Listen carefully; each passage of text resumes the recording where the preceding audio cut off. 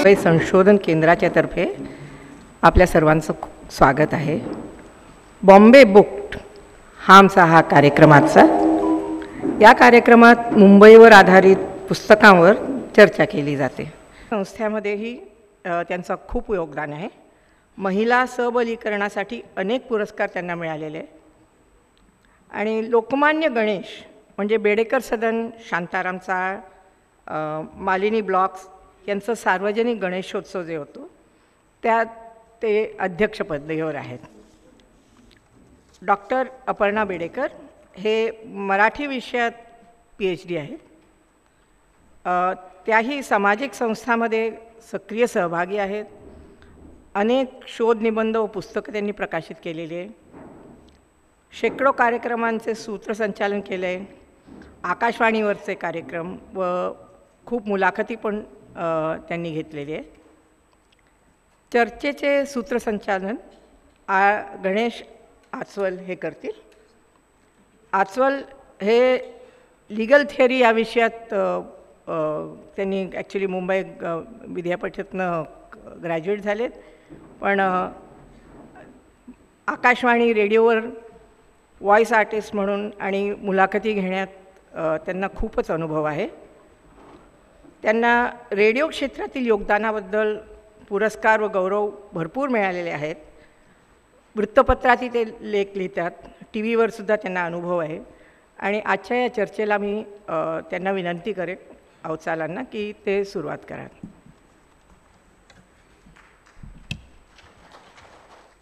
Hello hello नमस्कार. सर्वप्रथम तुम्हा सर्वांचं स्वागत.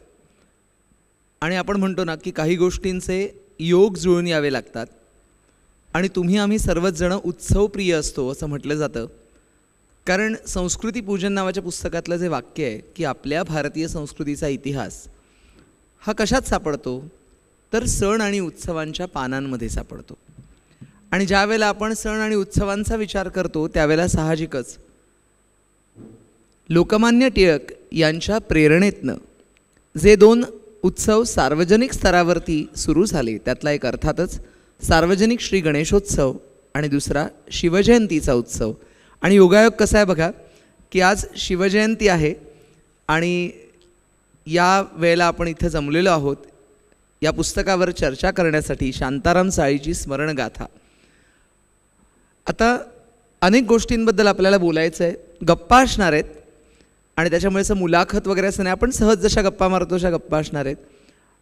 तर सर्वप्रथम मला जाणून घ्यायचं आहे की या सार्वजनिक उत्सवाला बेडेकर सदन, मालिनी ब्लॉक, शांताराम चाळ यांच्या सार्वजनिक गणेशोत्सवाला हे 125वं वर्ष आहे, पण लोकमान्य गणेश असं नाव का आहे ते अनघा सांगेल. सगळ्यांना नमस्कार. सुबोध असं आहे की बेडेकर सदन, शांताराम चाळ, मालिनी ब्लॉक्स हे आत्ताचं नाव आहे आणि आधीची ही सगळी शांताराम वाडी किंवा शांताराम चाळ अशा नावाने ओळखलं जायचं. या चाळीत लोकमान्य टिळकांच्या प्रेरणेने गणेशोत्सव सुरुवात झाली आणि आपल्या पुस्तकाला ज्यांनी प्रस्तावना दिली आहे शैलेश टिळक त्यांचे पण तू त्यांनी देखील असं म्हणजे त्यांच्या पुस्तकात किंवा त्यांच्या केसरी वाड्यामध्ये जे आपल्याला रेफरन्सेस मिळाले त्याच्यातनं मुंबईत जे गणेशोत्सव 1895पासनं सुरुवात झाली तर त्यापैकी ज्या काही ठिकाणी झाली त्याच्यातले अजून एक म्हणजे आपलं बेडेकर सदन. बरोबर. तर त्यांच्या प्रेरणेमुळे म्हणजे लोकमान्य टिळकांच्या प्रेरणेने गणेशोत्सवाची स्थापना इथे आपली झाली आणि 100 वर्ष अविरत बेडेकर सदनमध्ये गणेशोत्सव होतच होता. 100व्या वर्षी एक फोटो जो शांताराम चाळीत आपल्याला मिळाला की जिथे खूप मोठी सभा झाली होती. तर तेव्हापासून बरेच जणांचे की विविध सभा होत आहेत किंवा काय याबद्दल चर्चा सुरू झाली होती आणि मधला काही काळ जरा शिथिल झालं, सगळं थंडावलेलं होतं. परत 125वं वर्ष यंदाचं आहे गणेशोत्सव आणि गेल्या 124व्या वर्षी बेडेकर सदन, शांताराम चाळ, मालिनी ब्लॉक्स सार्वजनिक गणेशोत्सव मंडळाची सर्वांनी असं ठरवलं की महिलांची एक कमिटी फॉर्म करूया. पूर्ण महिलांची कमिटी असून दे आणि त्या कमिटी म्हणजे ऑफकोर्स सगळे रहिवाशांची मदत आणि कार्यकर्त्यांची मदत तेवढीच आहे. पण त्याच्यावरनं असं झालं की काय आपण वेगळं करूया. मग गेल्या वर्षी 1 ऑगस्टला लोकमान्य टिळकांच्या चित्रप्रदर्शनीचं एक प्रदर्शन भरवलं आपण. बरं. आणि त्यांच्या लेखांचं एक प्रदर्शन भरवलं. आणि हे गिरगावात प्रथमच होत होतं. म्हणजे आत्ता आपल्याकडे उज्ज्वलाताई ज्या टिळकांच्या पंटी आहेत त्या इथे आलेल्या आहेत.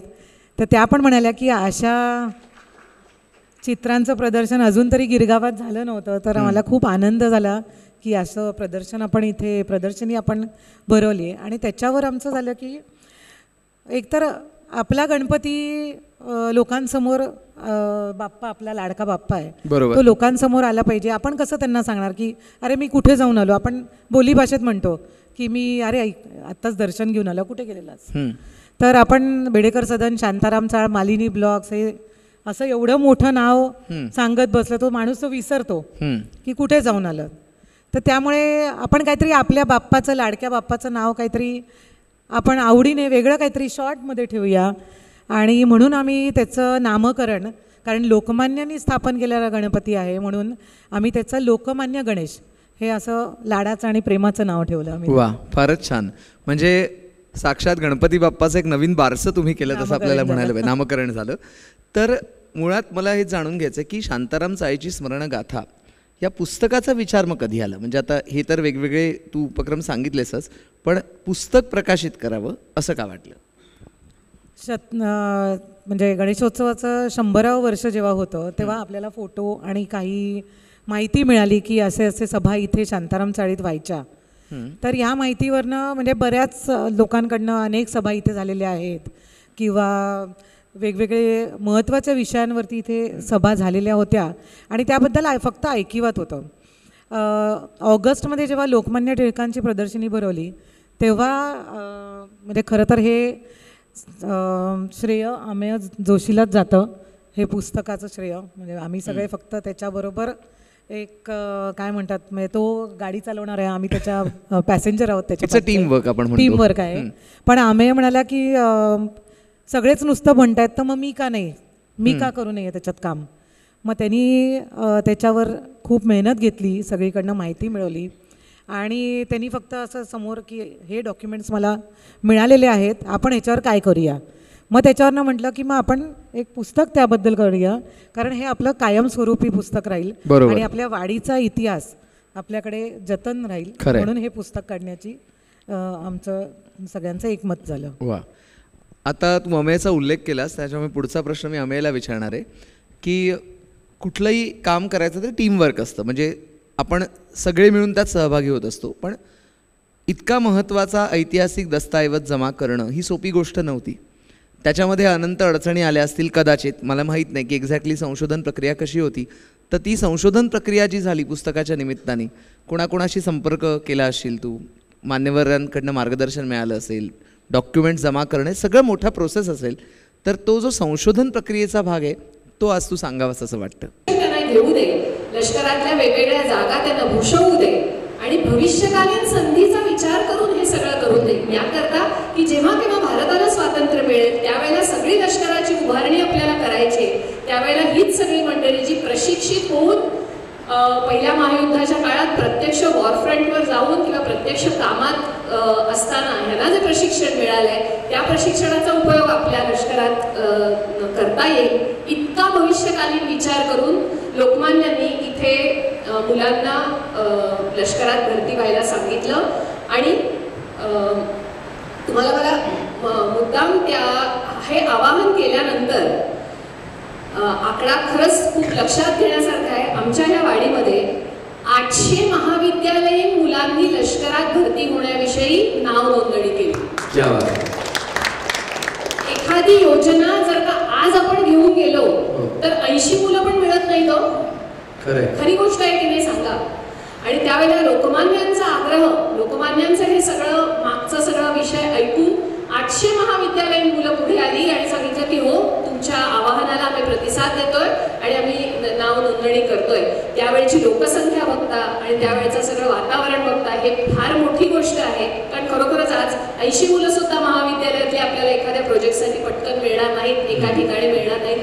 त्या दृष्टीने सुद्धा आमची ही वास्तू फार महत्वाची आहे. आणि अजून एका विषयाला म्हणजे किती आपण लक्षात घ्या, धार्मिक विषय असो, सामाजिक विषय असो, शैक्षणिक विषय असो, आता हा जो विषय आहे तो अगदीच आपल्या वातावरणाशी निगडीत असा आहे.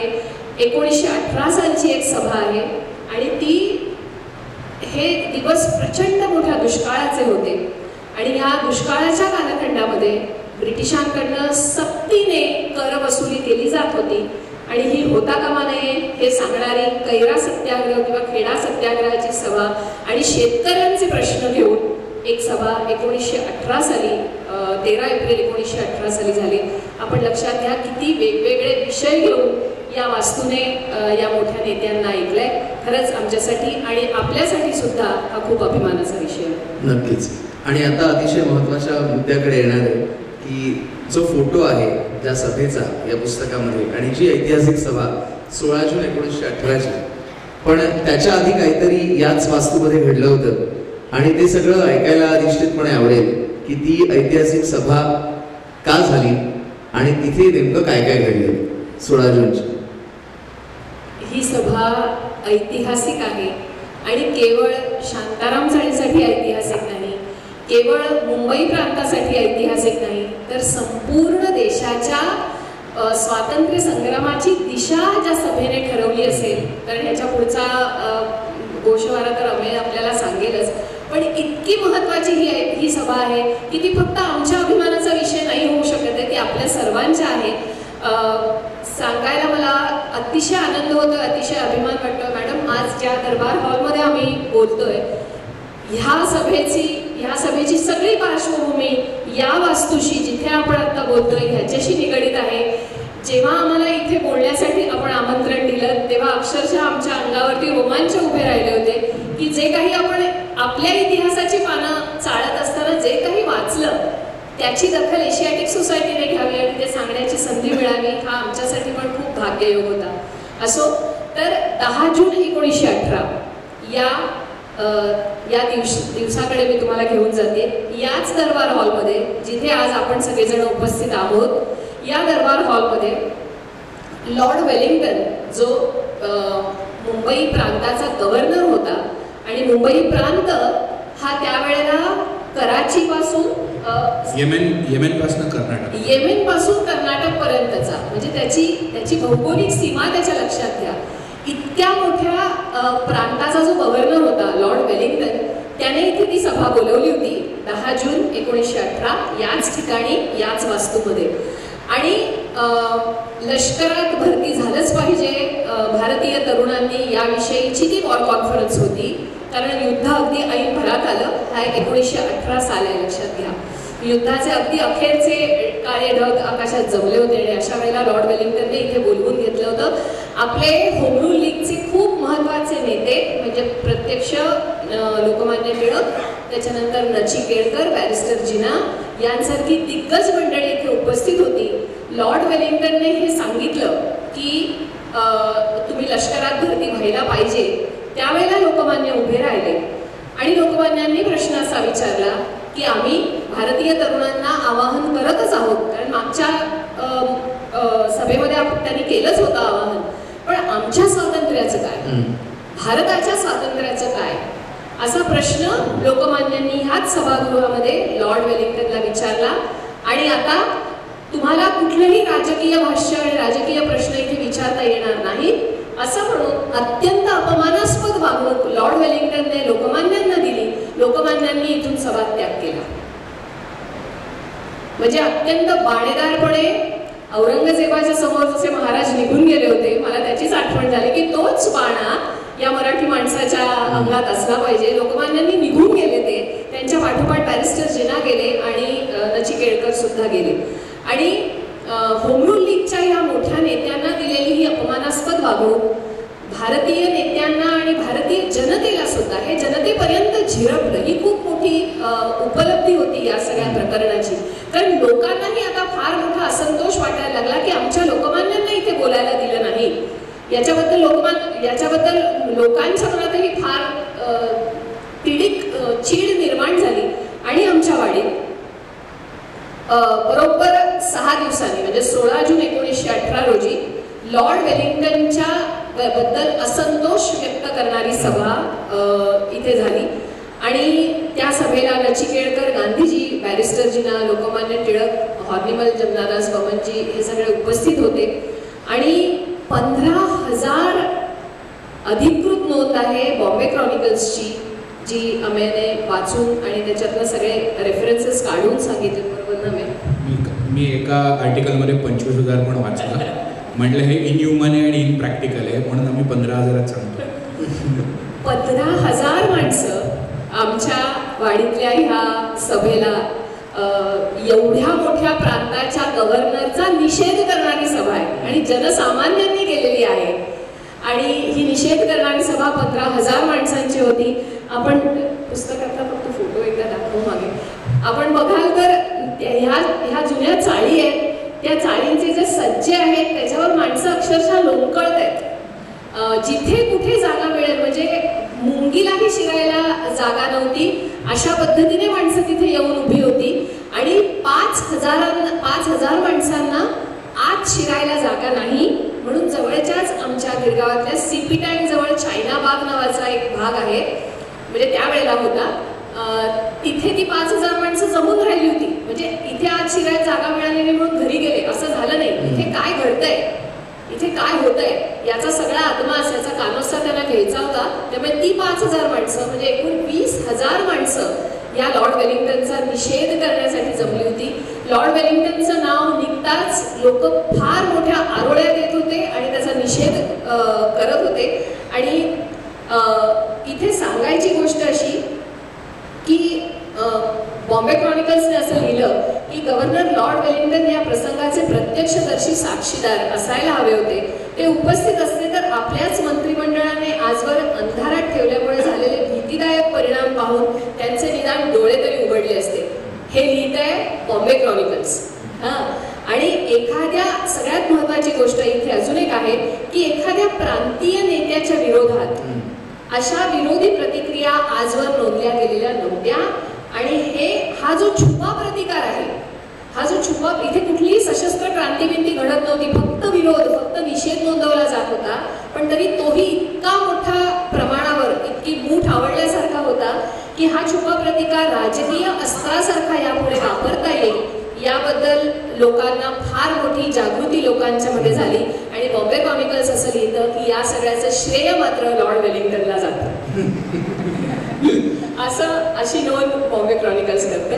आणि त्याचबरोबर मंडळी, ह्या सभेचं सगळ्यात महत्त्वाचं, इथे आपण हा फोटो पाहू शकाल जेव्हा पुस्तक घ्याल तेव्हा, या सभेला 3 वेगळ्या विचारधारेची मंडळी एकाच वेळी एका व्यासपीठावर अहिंसेचा पुरस्कार करणारे गांधीजी, सशस्त्र क्रांतीचा आणि जहाल मताचा पुरस्कार करणारे लोकमान्य टिळक आणि मुस्लिम लीगचे मोठे नेते बॅरिस्टर जिना, अशी 3 महत्वाची नेते मंडळी, 3 वेगवेगळ्या विचारसरणी असलेली मंडळी केवळ आणि केवळ राष्ट्रहिताकरता एकाच वेळी एकाच व्यासपीठावर एकाच सभेत होते.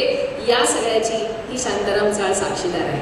नक्कीच, खरोखरच हा ऐतिहासिक क्षण आणि त्याबद्दल जे लिहिलेले आहे सगळे वाचनीय आहेच ते. आणि सगळ्यांना त्यानिमित्ताने इतिहास कळतोय. जसं तू मगाशी म्हणालीस की इतिहास म्हटल्यानंतर आपण मागे जात असतो, त्यामुळे इतिहासाला पहिले पान नसतं. खूप छान वाटलं ते. अनघालामध्येच मी एक प्रश्न विचारणार आहे की हा फोटो जो आहे, आता चाळ संस्कृती बदलते, जिकडे तिकडे टॉवर्स उभे राहत आहेत, तर अजूनही एवढी मोठी जागा आहे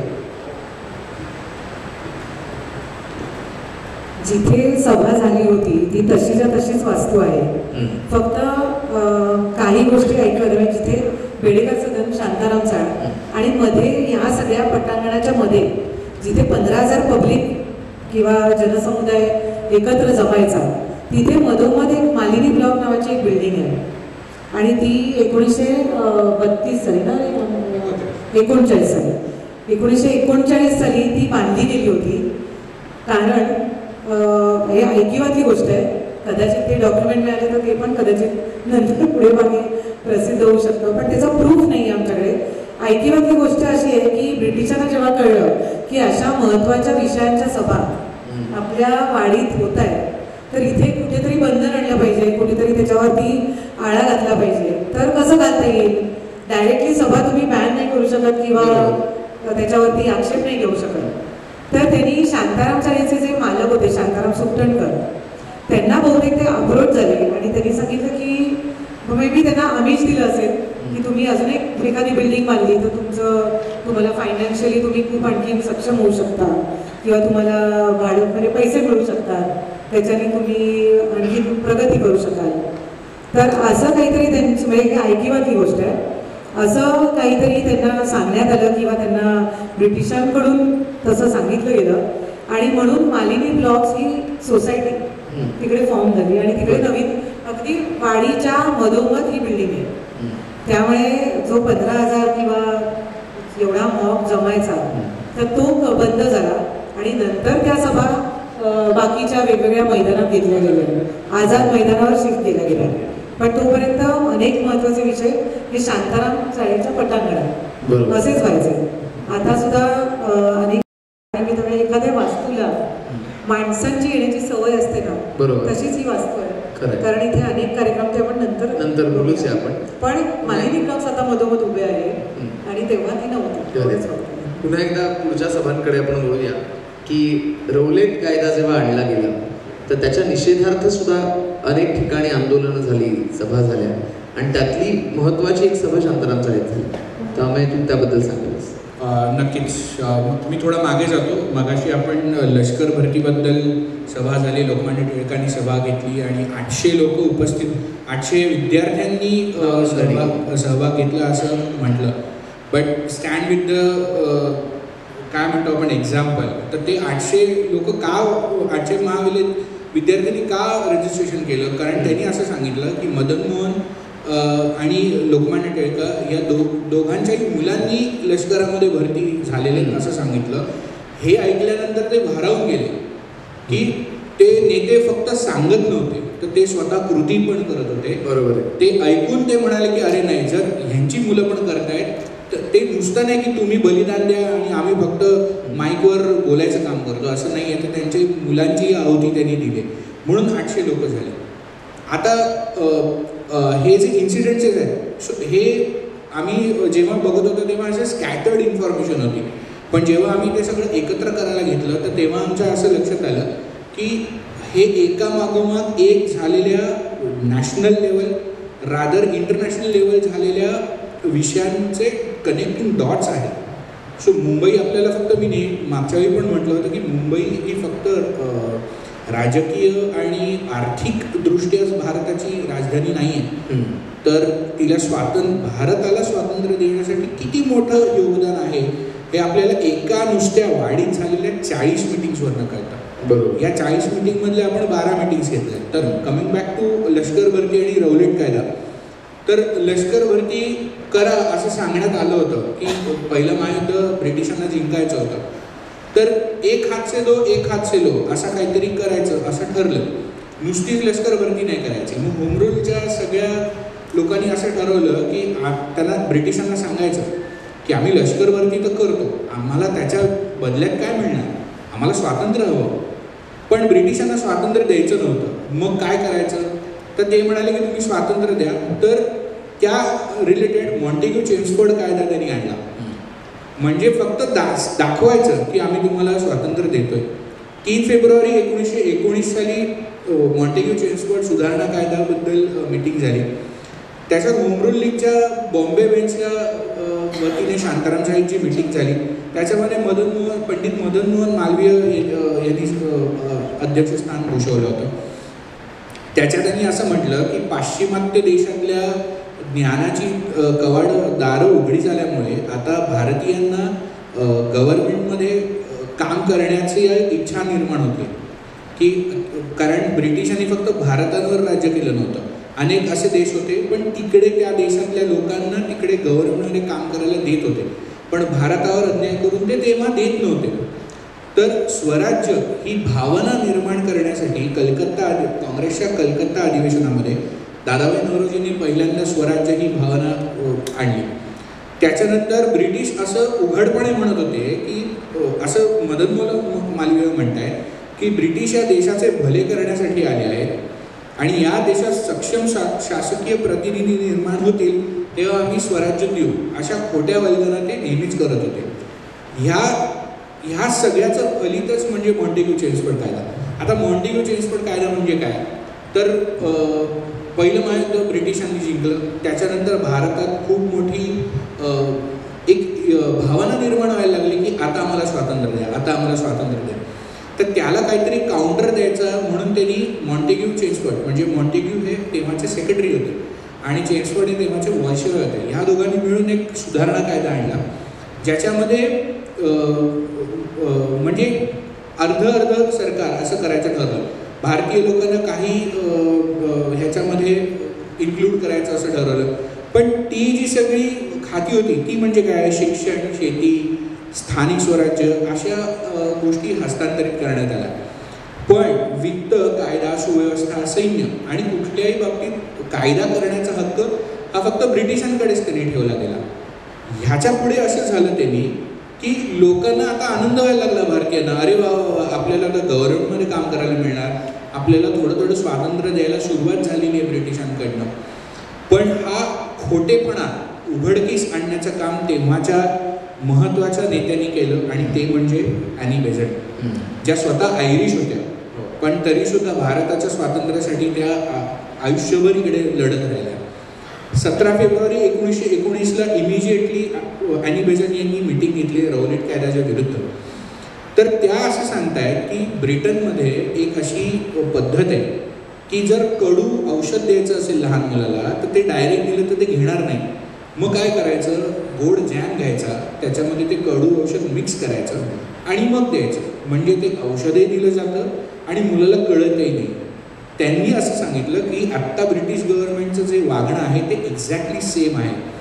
कडू औषध म्हणजे रौलेट कायदा आणि गोड जॅम म्हणजे मॉन्टेग्यू चेम्सफोर्ड कायदा. रौलेट कायदा इतका अमानुष होता की ब्रिटिशांना त्या कायद्यामुळे कुठल्याही व्यक्तीला काहीही कारण नसताना धरपकड करून 2 वर्ष जेलमध्ये टाकण्याची मुभा मिळत होती, कुठलीही न्यायालयीन चौकशी न करता. सो हा कायदा त्यांना आणायचा होता. ह्याच्या विरुद्ध ॲनी बेझंट बेसिकली ह्या सगळ्या ज्या मीटिंग्स झाल्यात ना, ब्रिटिश वाईट आहेत, ब्रिटिश आपलं नुकसान करतायत, ब्रिटिश चुकीचे आहेत हे सांगणं, हे आणि हे फक्त जनमानस निर्माण करण्यासाठी त्यांना 20-30 वर्ष गेली आहेत. खरं याचं कारण थोडंसं मागे जाऊन मी सांगतो. याचं कारण असं होतं, इतकी आक्रमणं झाली आहेत भारतावर, मुघलांनी 1200 वर्ष, त्याच्या आधी अनेक प्रकारची झालेली आहेत.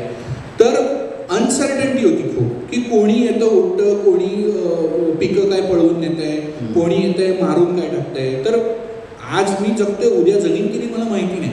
पण 1818ला पेशवाई मराठेशाही पडल्यानंतर, ब्रिटिश आल्यानंतर काही काळ असा गेला की भारतीयांना स्थैर्य आलं, कारण पूर्ण भारतात ब्रिटिशांचं राज्य झाल्यामुळे युद्ध थांबली.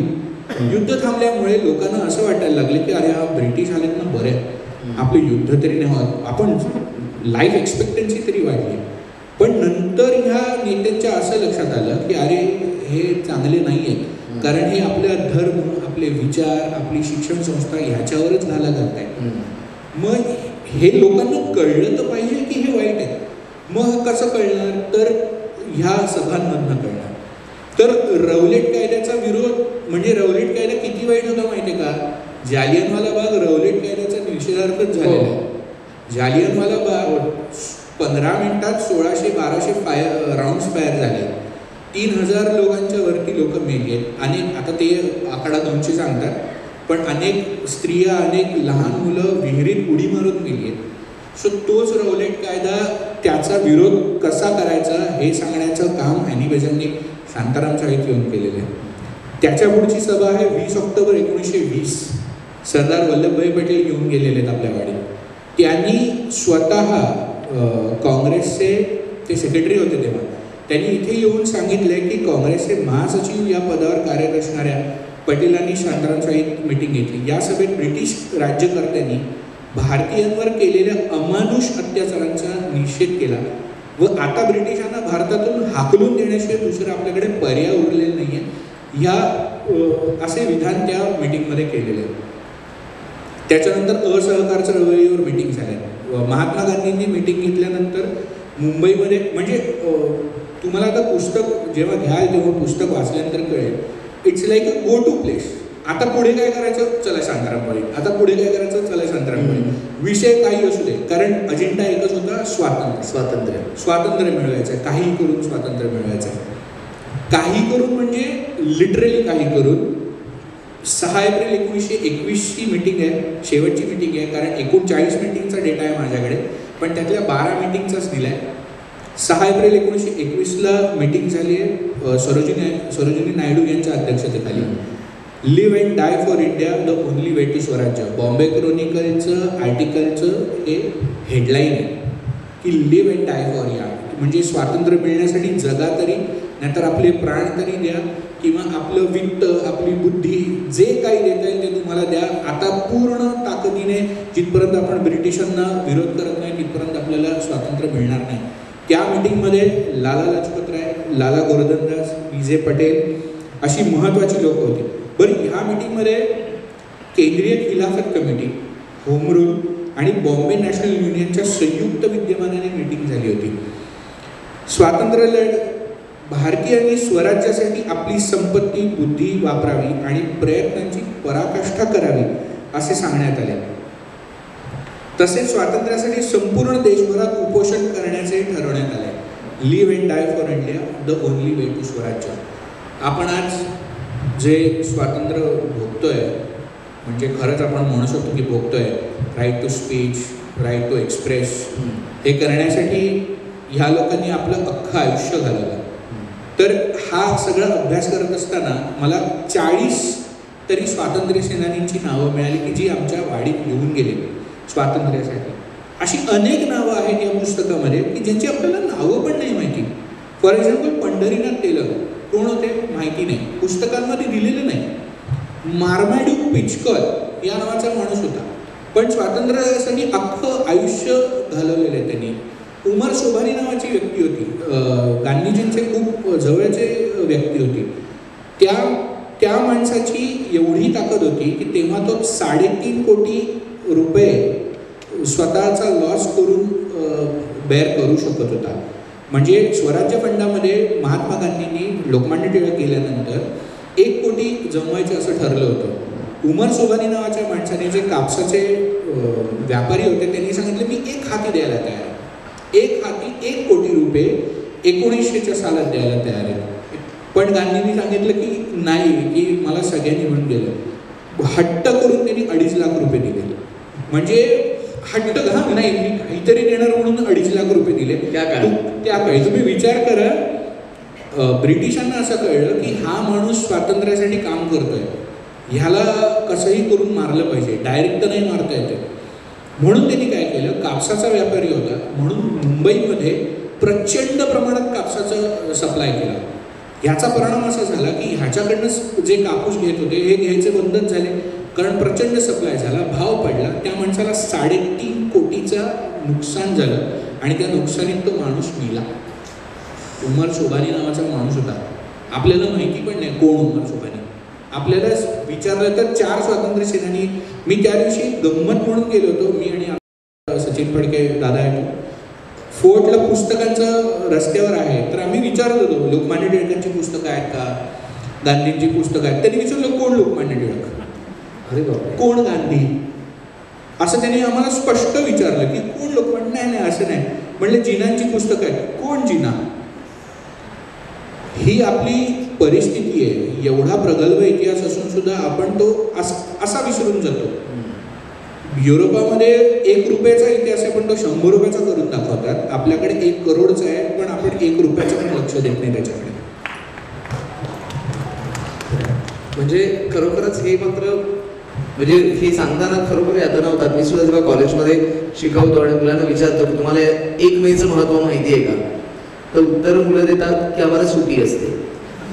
महाराष्ट्र दिन विचारला की महाराष्ट्र दिन आपण का साजरा करतो किंवा महाराष्ट्र दिन आपण का पाळतो, तर त्याच्या मागे जे तिथे पण जो बलिदानाचा इतिहास आहे, हुतात्मा चौक का नामकरण झालं, संयुक्त महाराष्ट्र चळवळ काय होती माहितीच नसतं त्याला.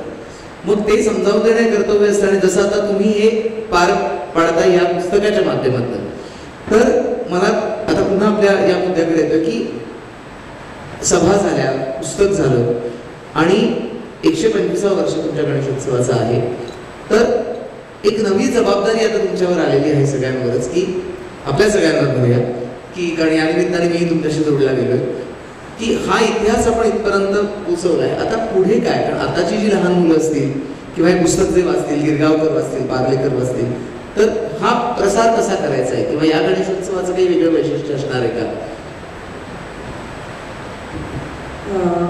अजून गणेशोत्सवाला एक 6-7 महिने आहेत. त्याच्यावरती आमचं चालू आहे की ह्या धर्तीवर की आत्ता जे आपल्या इथे सभा झाल्या किंवा त्याचं जे ऐतिहासिक महत्त्व आहे त्या अनुषंगाने काहीतरी गणेशोत्सवाची सजावट असावी. त्याच्यावर आमची सगळी अजून चर्चा सगळी चालू आहे आणि थोडेच दिवसात त्याच्यावरती पण आम्ही एखाद महिन्यात आम्हाला त्याच्यावर वर्कआउट करायचंच आहे. पण ह्या सगळ्यांचं लक्षात घेऊन त्या अनुषंगानेच सजावट किंवा त्याचं महत्त्व दाखवणारा काहीतरी आमचं तिकडे प्रोजेक्ट किंवा सजावट असणार आहे. तर आणि मध्ये एक असं मीटिंग झाली, रिडेव्हलपमेंटबद्दल एक मीटिंग होती आमच्याच वाडीत. तर तेव्हा मला या पुस्तकाबद्दल सांगितलं, कारण 2 दिवसांनी त्याचं पत्रकार परिषद होती. तर त्याच्यात एक मला शिवजयंतीला 19 फेब्रुवारी तारखेने 19 फेब्रुवारीला पत्रकार परिषद झाली आणि तिथीने शिवजयंतीच्या तिथीने तिथे आज आपण इथे परत एकदा याचं बोलतोय. खरोखर आम्हाला खूप आनंद झाला. तेव्हा मॅडमनी फोन केलेला आम्हाला की तुमच्या इकडे बोलण्याकरता तुम्ही याल का? तर मी म्हटलं नाही, आम्ही तुम्हाला मी एकदम असं पहिल्यांदा नाही, आम्ही तुमच्या लायब्ररीत पुस्तक देणार आहोत. नाही तुम्हाला बोलायला बोलवतो. म्हणजे मला जरा कन्फ्युजन नक्की काय, त्यामुळे मला खूप आम्ही लगेचच फोन करून सांगितलं तेव्हा. तर रिडेव्हलपमेंटचा भाग आणि हल्ली अनेक ठिकाणी रिडेव्हलपमेंट होतात. तर ह्या पुस्तकाचं पत्रकार परिषद होती. 2 दिवस आधी आमच्या इथे एक रिडेव्हलपमेंटच्या विषयी कार्यशाळा होती. तर तेव्हा मला सांगितलं की या पुस्तकाबद्दलचं ओपनिंगचं तुम्ही आमंत्रण करा.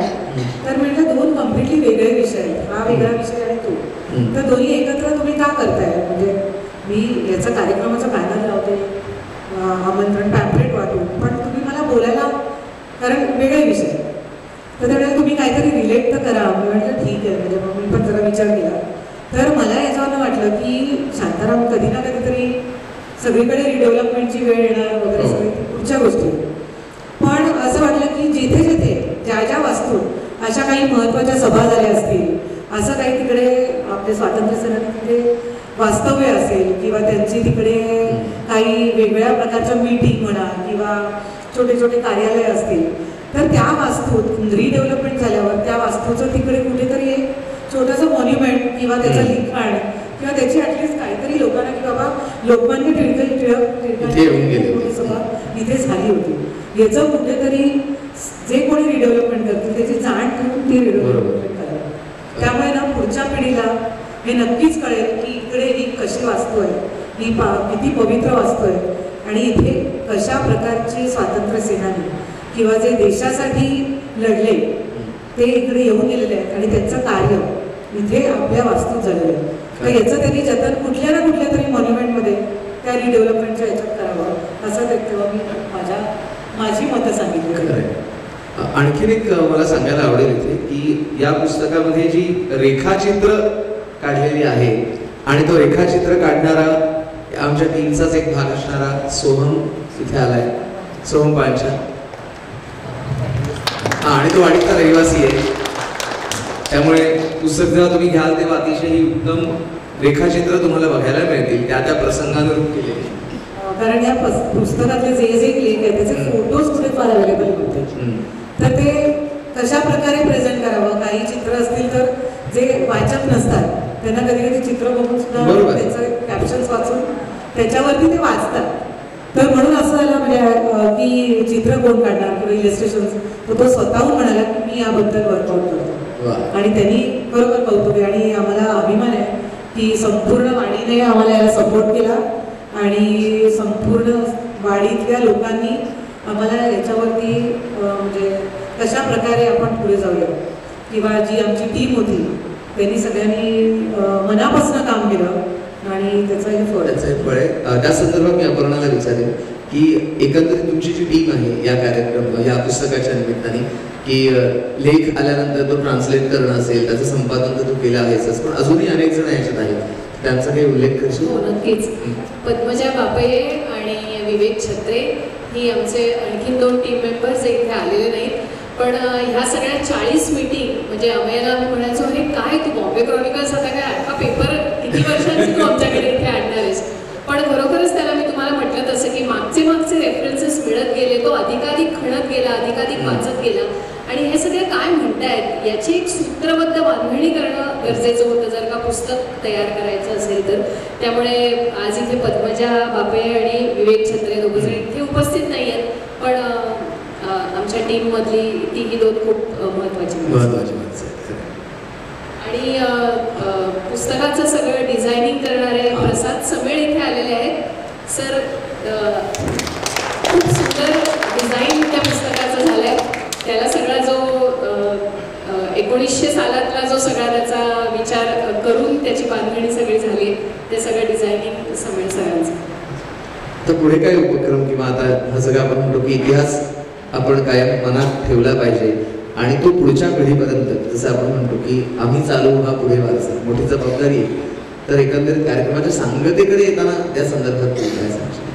मला काय वाटतं माहिती आहे का की आपल्यासारख्या सजग लोकांची एक खूप मोठी जबाबदारी आहे की आपल्या पुढच्या पिढीला माहीत तरी पाहिजे की आपली रूट्स कुठे आहेत, आपली मुळं कुठपर्यंत गेलेत, कुठपर्यंत झिरपलेत. हे जर का आपण आपल्या पुढच्या पिढीला नाही सांगू शकलो की जी पिढी स्वातंत्र्याच्या नंतर 50 वर्षांनी, 60 वर्षांनी, 70 वर्षांनी, 75 वर्षांनी जन्माला आलेली आहे, त्याला ह्या सगळ्या लोकांनी काय करून ठेवलंय आणि आपल्या आयुष्याची स्वतःच्याच नाही तर आपल्या संपूर्ण कुटुंबाची, घरादाराची राखरांगोळी होताना बघितली आहे, आणि हे जर का आपण पुढच्या मुलांना जर का नाही सांगू शकलो तर आपल्यासारखं दुर्दैव दुसऱ्या कोणाचंच नसेल. कारण ब्रिटिशांचीच एक पॉलिसी अशी होती की शस्त्राने शत्रूला मारता येतं, शस्त्र घात करतच, पण शस्त्राने जरी घात केला ना तरी पुढची पिढी निपजते. म्हणजे शस्त्राने केलेला घात हा कायमस्वरूपी काही पुरेसा होत नाही, पण जर संस्कृती नष्ट केली समोरच्या माणसांची तर मात्र, किंवा संस्कृतीवरती जेव्हा घाला घातला गेला त्यावेळेला येणारी पुढची जी प्रजा आहे, आणि ब्रिटिशांची तीच तर धोरण होतं की पुढचे भारतीय म्हणजे काळे ब्रिटिशच निर्माण व्हावेत या देशामध्ये. अशा पद्धतीची शिक्षण व्यवस्था, अशा पद्धतीचा सगळा संस्कृतीचा केलेला ऱ्हास, हा 150 वर्षांचा पगडा आपल्यावरती अजून इतका पक्का आहे की तो जर का पुसून टाकायचा असेल तर निदान आपण ज्या वास्तूत लहानाचे मोठे झालो, जिथे हे सगळं घडलं, इतिहास जे मी म्हटलं तसं हे असं घडलं, हे आपल्या पुढच्या पिढ्यांना आणि हे 125 वर्षाच्या गणेशोत्सवाच्या निमित्ताने हे सगळं पुढच्या लोकांना देता यावं म्हणून आम्ही हा केलेला एक छोटासा प्रयत्न. आपण प्रेक्षकांपैकी विचारूया, कोणाला काही जर विचारायचे असतील प्रश्न आपल्याला तर ते विचारू शकतात. 10 मिनिटं आपल्याकडे आहेत.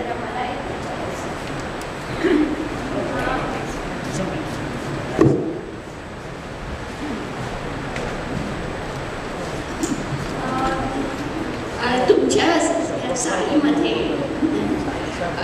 लोक असतील ज्यांना हे माहिती पण असेल किंवा ज्यांनी, पण तुमच्याकडे तसे उत्साही असणार लोक ज्यांनी ह्या सगळ्या मोठ्या नेत्यांना तिथे बोलावं, तर त्यांची काही माहिती आहे का?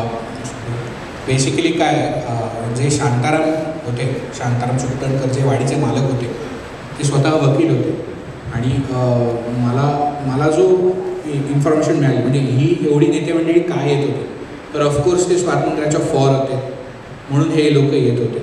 म्हणजे त्यामुळे बाकी असं आत्ता कोणी हयात नाही आहे की त्यांना पाहिलेलं किंवा त्यांना ऐकलेलं असं कोणी नाही आहे. एक 90 वर्षाचे देऊळकर आजोबा आहेत आणि आमच्या वाडीचे मालक बेडेकर काका ते आहेत, पण त्यांनी पण ऐकलेल्या किंवा पुस्तकात वाचलेल्या एवढेच संदर्भ आहेत, त्यांना प्रत्यक्ष कोणी पाहिलेलं आता तरी कोणी नाही आहे.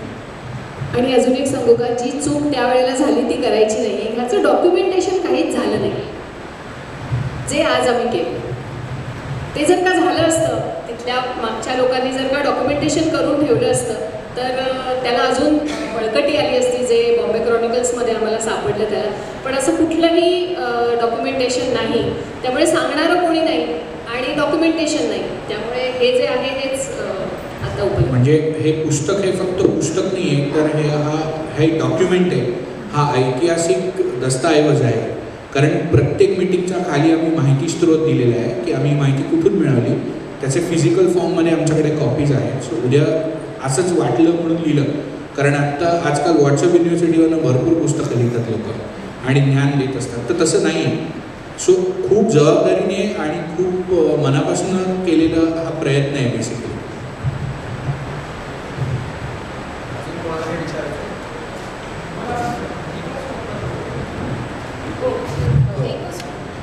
सर विचार करा, 1919 साली फोटोग्राफी माईक नव्हता हां, आणि photography was so rare. So एखाद्या मीटिंगचा फोटो काढावासा वाटणं ही त्या ह्याच्यावरनं कळतं की ती मीटिंग किती महत्त्वाची आणि मॉन्स्टरस मीटिंग. म्हणजे बॉम्बे क्रॉनिकलमध्ये लिहिले की it was a monstrous meeting. May I ask a question in English? Yeah, sure. I followed most of what you said, but I don't speak Marathi that fluently. So you may have mentioned it, so my question will be a repeat. But has this been identified as an important site to be preserved by Mumbai? It should be an important historical site that needs protection, doesn't it? Not actually, because the thing is that people are staying there, and the buildings who are standing, they are standing since 100 years, more than 100 years, and they are in vulnerable conditions. So after 5 years or after 10 years, we have to rebuild it in today's form. So we don't have any such things to convert it into heritage place. It's historic. It has a historical significance. I know, but the buildings are vulnerable right now.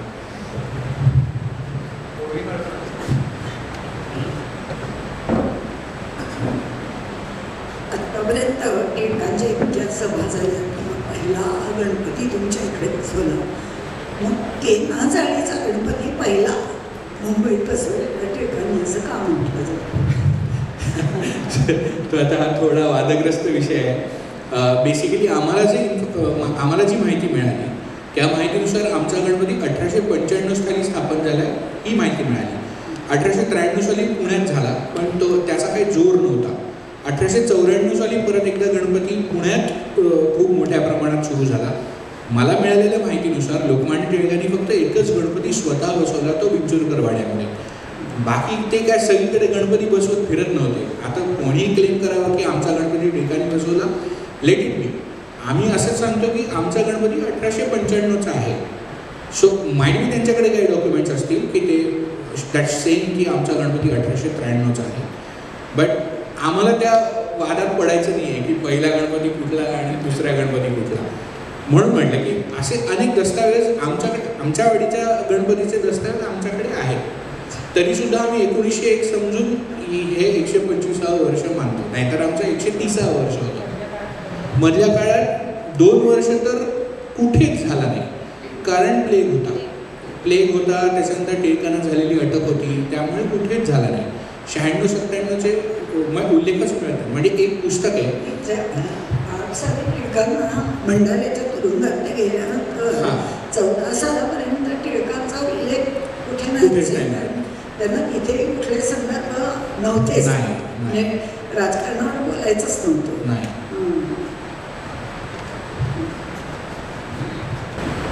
मला प्रश्न नाही विचारायचा आहे, मला फक्त 2 शब्द सांगायचे आहे की या गाडीमध्ये 5 वर्ष राहण्याचं भाग्य मला मिळालं, पण मला त्यांच्याशी आय कॉन्टॅक्ट जास्ती महत्त्वाचं आहे हो फोटोग्राफर.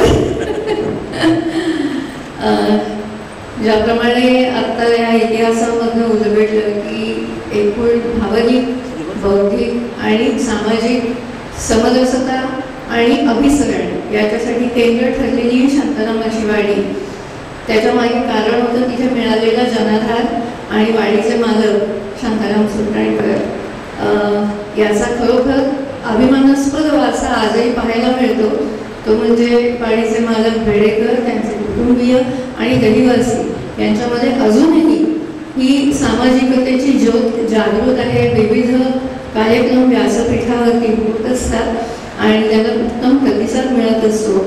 आणि कदाचित इतिहासाशी काही संबंध नसताना अमेय जोशीने हा उपक्रम राबवला आणि त्याच्यामध्ये एवढं मोठं यश मिळवलं, हे या वातावरणाचंच एक निदर्शक असू शकतं की ती बीज त्याच्यात रोवली गेलेली आहे. तुम्हाला वाटतं तसं आपण आता वाईट वाटून घेऊ नका, 80 नसले तरी चालेल, 8 शिलेदारांसकट सुद्धा आपण पुढचे 8000 निर्माण करू शकू. ही शुभेच्छा. आणि एक जो बौद्धिक आणि वैचारिक वाढीसाठी मोकळेपणा आणि आधार या दोन्ही गोष्टी त्या काळात लाभत होत्या, त्या अशाच यापुढे लाभत राहत. आणि ज्याप्रमाणे अनघाताई म्हणाल्या त्याप्रमाणे निदान एक कोपरा तरी या जुन्या स्मृतींसाठी जपला जावा भौतिक स्वरूपात, अशा शुभेच्छा फक्त द्यायच्या आहेत. माझं नाव गौरी देशमुख. गौरी देशमुख, गौरी वहिनी त्यांच्याच नात्यामध्ये किंवा त्यांच्याच फॅमिली ट्रीमधले मोगो देशमुख म्हणून होते. 1895 साली जो उल्लेख मला मिळाला पुस्तकामध्ये गणपती संदर्भातला, तो मोगो देशमुखांच्या पुढाकाराने शांताराम चाळीत गणपती बसवला असा उल्लेख आहे. सो आता जर असं हळूहळू जर मी शोधायला लागलो ना तर कुठले कुठले अजून आम्हाला ऐतिहासिक घरं सापडतील. नक्कीच. आणि त्यातनं अजून एखादं पुस्तक निर्माण होईल, दुसरी आवृत्ती तर येईलच. आणि जसं आता गौरीताईंनी सांगितलं तर बेडेकर सदनचे मालक वसंतराव बेडेकर इथं आहेत. आणि मुळात वसंतराव काका, आणि खरोखरच मला कृतज्ञता व्यक्त करायची त्यांच्याबद्दल की बेडेकर व्यासपीठ सारखा उपक्रम असेल किंवा कुठलेही सामाजिक कार्य असेल, गुढीपाडव्याची शोभायात्रा, संपूर्ण बेडेकर कुटुंब आणि अगदी पाठीशी कायम उभं असतं आणि नवीन कलाकारांना प्रोत्साहन देणं. म्हणजे आमच्याही सुरुवातीच्या काळामध्ये एखादा कार्यक्रम करू का तर त्यासाठी संधी उपलब्ध असणं नाही खूप महत्वाचं असतं. आणि ती बेडेकर व्यासपीठतर्फे मला स्वतःला सुद्धा त्यांनी संधी दिली होती. ती कृतज्ञता इथे आज व्यक्त करावीशी वाटते. आणि त्यानिमित्ताने आपण एकत्र येत असतो आणि आता कार्यक्रमाच्या सांगतेकडे आपण जातोय. तर अनघावेदीला काहीतरी आमंत्रण द्यायचे असेल तर. या पवित्र वास्तूत, या ऐतिहासिक वास्तूत तुम्हाला सगळ्यांना आमच्या मंडळातर्फे म्हणजे बेडेकर सदन, शांतारामचा मालवी ब्लॉक किंवा लोकमान्य गणेश सार्वजनिक गणेशोत्सवाच्या निमित्ताने तुम्हाला सगळ्यांना त्या वास्तूत गणेशोत्सवासाठी जे 125वं वर्ष आहे त्याच्यासाठी जरूर या, दर्शनाला या. आम्ही सगळे तुमचं स्वागत करण्यासाठी तिकडे उत्सुक आहोत. आणि आमचे सगळे वाडीतील रहिवासी म्हणजे खूप अभिमान आहे की वाडीतील अजून चाळ संस्कृती जी आहे ना ती खरोखर आमच्या इथे टिकून आहे. प्रत्येकजण एकमेकांना सुखदुःखात मदत करत असतात. म्हणजे आमच्या चाळीत मी खास एक सांगू शकेन की आनंदात सगळेच सहभागी होतात, पण एखादं दुःख कोसळतं, एखाद्याच्या घरी काही अघटित घडतं तर त्यासाठी घरातल्या माणसाला अजिबात लक्ष द्यायला लागत नाही. वाडीतील सगळी मुलं तिकडे आवर्जून धावून जातात आणि ते त्यांचं काम करत असतात. तर अशा पवित्र वास्तूत आणि सगळ्यांचं एकत्र जी वाडी आमची आहे त्या सगळ्या वास्तूत तुम्हाला परत एकदा आमंत्रण करते. 125वं वर्ष आहे गणेशोत्सवाचं, तर त्या गणेशोत्सवात तुम्ही गणपती बाप्पाचं, लोकमान्य गणेशाचं दर्शन घ्यायला नक्की या. आणि एरवी सुद्धा एखादा तुमच्या काय म्हणतात एखादा ग्रुप असेल आणि त्यांना वास्तू, आत्ताच मॅडम म्हणाले की त्यांचं कमिटीतील लोक आपली वास्तू बघण्यात उत्सुक आहेत, तर असं कोणी असतील तर नक्की या. आम्ही ती जी वास्तू आहे ती नक्कीच तुम्हाला दाखवू. की इथे नक्की कुठे सभा झाल्या होत्या, तर तुम्हाला त्याबद्दल आमंत्रण करते. नक्कीच. आम्हाला कधी सांगायचं कार्यक्रमाची सांगता करताना माझी एक विनंती आहे. 40 स्वातंत्र्य सेनानींनी अख्खं आयुष्य घालवलं आहे, तर त्यांच्यासाठी एकदा जोरदार तरी टाळ्या व्हायला पाहिजे. आणि नावं देतो फक्त लोकमान्य टिळक, नाची केळकर, मनमोहनदास रामजी, सरोजिनी नायडू, ॲनी बेझंट, शीम Paranjape, Mahatma Gandhi, Benjamin Horniman, Vallabhbhai Patel, doctor Narayan Damodar Savarkar, Gangadhar Deshpande, Joseph Baptista, Dadasaheb Khaparde, Uma Chobhani, Mohammad Ali Jinnah, Lala Lajpatrai, Mukund Jayakar, Krishnaji Khadilkar, Saraladevi Chaudhari, doctor Motiram Belkar, Raghunath Karandikar, Vitthalbhai Patel, Pandharinath Telak, Kanji Dwarkadas, MP Patankar, Babasaheb Khare, Mohammad Ali Kadarbhai, Manekji Kavaji Patel, professor Ranade, Wazir Hasan, Madan Mohan Malviya, doctor Dinkar साठे, जॉर्ज अरुंदळे, भीमजी माकनजी, लाला वर्धनदास, यशवंतराव नेने, नरनदास पुरुषोत्तम दास, विठ्ठलदास जयरामजी, के मुंशी आणि मार्मेडो पिक्चॉल आणि असे अनेक स्वातंत्र्य सेनानी यांच्यासाठी आपण एकदा जोरदार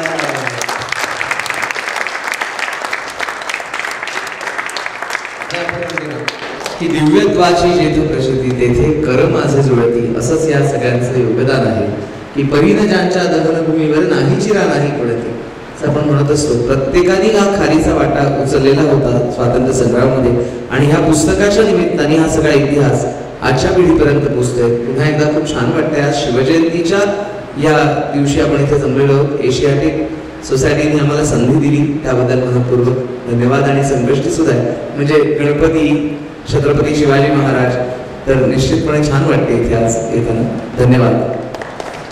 आणि तुम्ही एवढ्या संख्येने आला, सगळ्यांचे मनपूर्वक आभार. कारण प्रेक्षक नसतील तर, आणि तुमच्यासारखे सुजाण प्रेक्षक ही गोष्ट खूप महत्वाची आहे. तर प्रेक्षक ही खूप महत्वाची गोष्ट असते कार्यक्रमाला. तुमचे मनपूर्वक थँक्यू सो मच. आता एवढं सगळं बोलणी झाल्यावर पुढे काहीच राहिलं नाही आहे.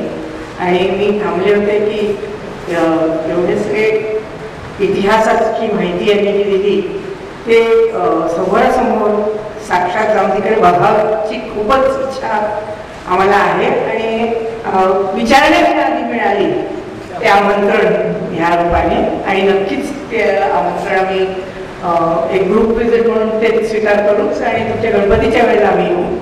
आणि तुम्ही जे बोललात पुस्तकासारखी निघेत, पुण्याला एक पुस्तक आहे करंदीकरांचं 1953चं 60 इयर्स ऑफ गणपती, 60 वर्षाचं, त्याच्यात पण उल्लेख आहे.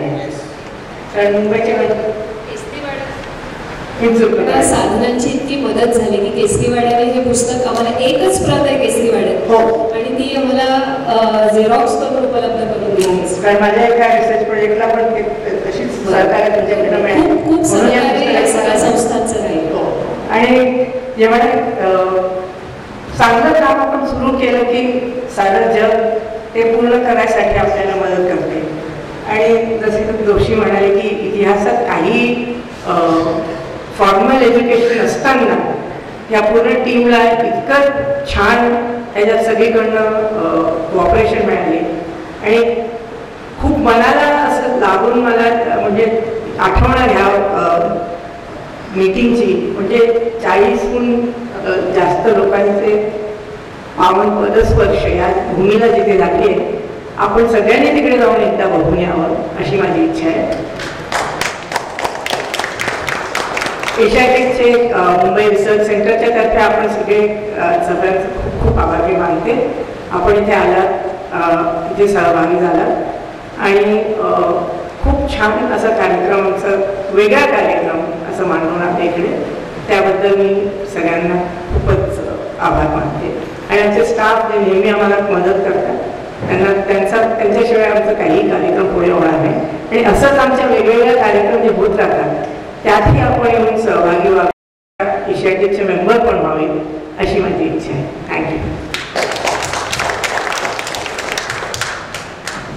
पुस्तक उपलब्ध आहे विक्रीसाठी 150 रुपये त्याची किंमत आहे.